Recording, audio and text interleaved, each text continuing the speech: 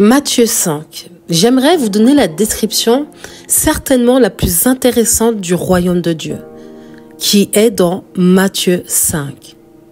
Voyant la foule, Jésus monta sur la montagne, et après qu'il se fut assis, ses disciples s'approchèrent de lui. Puis, ayant ouvert la bouche, il les enseigna et dit : Heureux les pauvres en esprit, car le royaume des cieux est à eux. Heureux les affligés, car ils seront consolés. Heureux les débonnaires, car ils hériteront la terre. Heureux ceux qui ont faim et soif de la justice, car ils seront rassasiés. Heureux les miséricordieux, car ils obtiendront miséricorde. Heureux ceux qui ont le cœur pur, car ils verront Dieu. Heureux ceux qui procurent la paix, car ils seront appelés fils de Dieu. Heureux ceux qui sont persécutés pour la justice, car le royaume des cieux est à eux.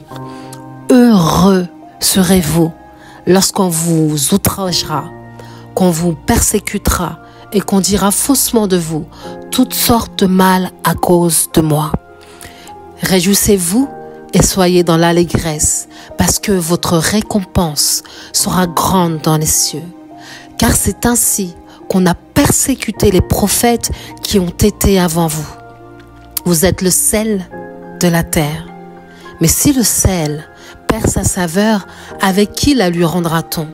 Il ne sert plus qu'à être jeté dehors et foulé aux pieds par les hommes. Vous êtes la lumière du monde. Une ville située sur une montagne ne peut être cachée. Et on n'allume pas une lampe pour la mettre sous le boiseau, mais on la met sur le chandelier et elle éclaire tous ceux qui sont dans la maison. Que votre lumière luise ainsi devant les hommes, afin qu'ils voient vos bonnes œuvres et qu'ils glorifient votre Père qui est dans les cieux. Juste en écoutant tout ce chapitre, tu peux vite comprendre que le royaume de Dieu est lumière, éternité et justice. C'est le retour auprès de Dieu le Père de ceux qui comprennent qu'ils sont les fils de Dieu, qui sont des citoyens du royaume. Au dehors se trouvent les ténèbres. On vit dans une société de plus en plus obscure, monde de souffrance, de pleurs, de remords, de doutes, de confusion. Et le royaume de Dieu, c'est un royaume où il y a la délivrance, la fin des illusions. C'est la paix. Que la paix soit avec vous. C'est ce que Dieu nous dit dans la Bible. Et le pardon des péchés pratiqués par Jésus. Les fils de Dieu sont les témoins conscients de cela. Il est donc important de comprendre que le royaume de Dieu est assimilé à l'amour et au bonheur. Le royaume de Dieu est ouvert à tous, mais les plus pauvres et les plus humbles y accéderont plus facilement. Car les premiers seront les derniers, et les derniers seront les premiers. Tout au long de sa présence sur terre, tout au long de son ministère, si on peut dire vraiment que lui, il comparait ça à un ministère, Jésus enseignait à ses disciples d'enseigner sur le royaume de Dieu. Cet enseignement qu'aujourd'hui on trouve si mystérieux est au cœur du message de Jésus. Dans la Bible, le royaume de Dieu, c'est aussi appelé le règne de Dieu, ou royaume des cieux. Le royaume de Dieu dans la Bible renvoie à deux choses différentes. D'une part, une réalité présente pour qui sait le voir. Et d'autre part, la promesse du règne prochain de Dieu sur la terre, la Jérusalem céleste. C'est la première idée qui nous intéresse ici. Maintenant, on va essayer de comprendre le royaume et interpréter le royaume de Dieu aujourd'hui, dans notre siècle présent. Luc 12, de 31 à 34, ce verset nous dit « Cherchez plutôt le royaume de Dieu, et toutes ces choses vous seront données par-dessus. Ne crains point, petit troupeau, car votre Père a trouvé bon de vous donner le royaume. Vendez ce que vous possédez et donnez-le en aumône. Faites-vous des bourses qui ne s'usent point, un trésor inépuisable dans les cieux, où le voleur n'approche point et où la teigne ne détruit point. Car là où est votre trésor, là aussi sera votre cœur. Ce passage décrit très très bien le monde où le mal n'existe pas. Un monde fait d'une richesse inépuisable. Et il l'assimile également au royaume de Dieu, le cœur central. Il dit encore, à quoi comparais-je le royaume de Dieu? Il est semblable à du levain qu'une femme a pris et mis dans 3 mesures de farine pour faire lever toute la pâte. C'est là qu'on voit que le royaume est ce qui donne une autre dimension à la matière. C'est ce qui élève notre compréhension de la terre et de la vision de dans quoi nous vivons aujourd'hui. Tu sais, ça me fait penser à ce puits dans lequel tu peux aller chercher de l'eau et qui ne s'épuise jamais. Il y a toujours de l'eau qui revient, le puits se remplit toujours d'eau d'une source qui vient de la terre. Et c'est un peu ça, le royaume de Dieu. Ça ne s'épuise jamais. Il semblait fondamental pour Jésus de prêcher le royaume. Et je me dis qu'aujourd'hui, est-ce qu'on a toujours à cœur de prêcher le royaume aux gens, de prêcher le royaume au peuple de Dieu, de prêcher le royaume à ceux qui ont besoin de l'entendre? Si Jésus l'avait à cœur et que c'était sa priorité sur terre, encore plus nous aujourd'hui, nous devrions prendre ça à cœur et prêcher le royaume. J'aimerais attirer votre attention sur le fait qu'il faut faire une différence entre la religiosité, entre appartenir à une religion et être dans une relation qui nous emmène directement à être citoyen d'un royaume, appartenir à un royaume. Si Jésus avait l'habitude de dire que son royaume n'était pas de ce monde, on devrait comprendre également que nous non plus, notre royaume n'est pas de ce monde. Car son royaume, le royaume de Dieu, ne consiste pas en paroles, mais en puissance, en relation. Et du coup, qu'est-ce que Jésus était venu faire principalement sur la terre? Il était venu annoncer la bonne nouvelle du royaume.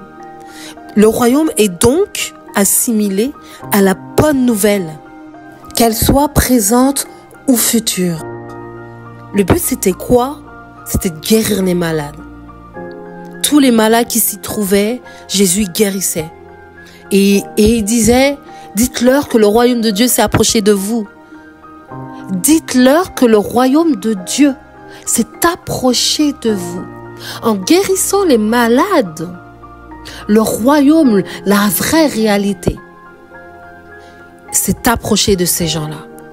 Lorsque tu es guéri, lorsque tu es délivré, lorsque tu es béni, lorsque tu es rempli de paix de la part de Dieu, tu as goûté au royaume.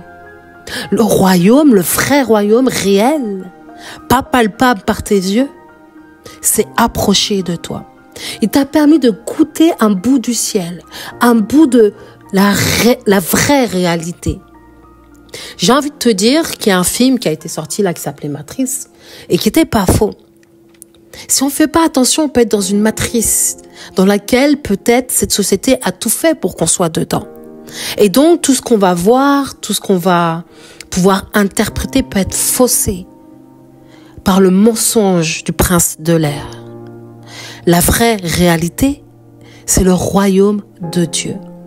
Et si tu t'approches de Dieu, si tu t'approches des paroles de Jésus-Christ, tu te rapproches du royaume de Dieu. Et le royaume de Dieu se rapprochera de toi.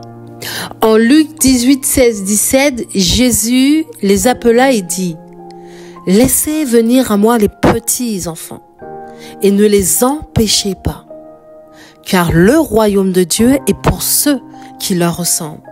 Je vous le dis en vérité, quiconque ne recevra pas le royaume de Dieu comme un petit enfant n'y entrera pas. » Ça vous choque pas? Ça veut dire quoi? Ça veut dire que pour rentrer dans le royaume de Dieu, pour voir le royaume de Dieu, pour que le royaume de Dieu s'approche de nous, pour qu'on puisse y goûter, il faut être comme un petit enfant. Tu sais, comme les enfants qui, lorsque ils vont à Disney, d'ailleurs Disney a créé son royaume. Disney a son château dans son parc. Donc, ils ont créé leur monde, ils ont créé leur royaume. Et lorsqu'on met les pieds à Disneyland, on met les pieds dans un petit royaume que l'humain a créé pour les enfants, pour distraire, voilà, pour donner soi-disant de la magie, de la féerie aux enfants. Donc, tu rentres dans un petit royaume. Et quand tu rentres dans un petit royaume, tout le monde va aller acheter, tu sais, les serre-têtes de Mickey. Il y en a qui viennent même déguiser. Donc, ils deviennent des citoyens de Disneyland. Ils s'habillent comme les personnages de Disneyland et des dessins animés. Ils mettent des serre-têtes qui correspondent à l'atmosphère, au paysage de Disneyland et aux dessins animés. Ils vont aller manger des plats qui correspondent. Et puis, ils vont aller jouer dans les jeux également qui correspondent à ça. C'est la même chose avec le royaume de Dieu. Pour entrer dans le royaume de Dieu, Dieu te dit que tu dois mettre ton costume d'enfant. Tu dois porter ton cœur d'enfant. Tu dois avoir tes yeux comme un enfant. Quand on est petit, oh là là, on s'émerveille pour tout. On croit tout. Tu verras qu'un enfant, il a plus de facilité à croire en Dieu, à aimer Dieu. Et peut-être certainement à se rapprocher du royaume de Dieu et à suivre Dieu qu'un adulte. Parce qu'il a un cœur d'enfant. Et tant qu'on ne touche pas au cœur d'enfant et qu'il reste innocent, un enfant, dès qu'il va être en présence du royaume de Dieu, il va être touché, approché et il sera convaincu de la présence de Dieu. Il sera convaincu du royaume. J'espère que je me suis bien expliquée dans cet exemple. Et je trouve ça illustre vraiment très très bien. Regardez les enfants quand ils vont à Disney, comment ils sont. Quand ils voient la parade, ils sont émerveillés. C'est ça que Dieu attend de nous, qu'on soit émerveillés quand Dieu veut nous bénir, quand Dieu veut nous guérir, quand Dieu veut nous toucher, quand Dieu veut nous consoler, quand Dieu veut nous approcher, quand Dieu veut nous aimer. C'est très important. Garde ton cœur d'enfant, parce qu'il est pour ceux qui leur ressemblent.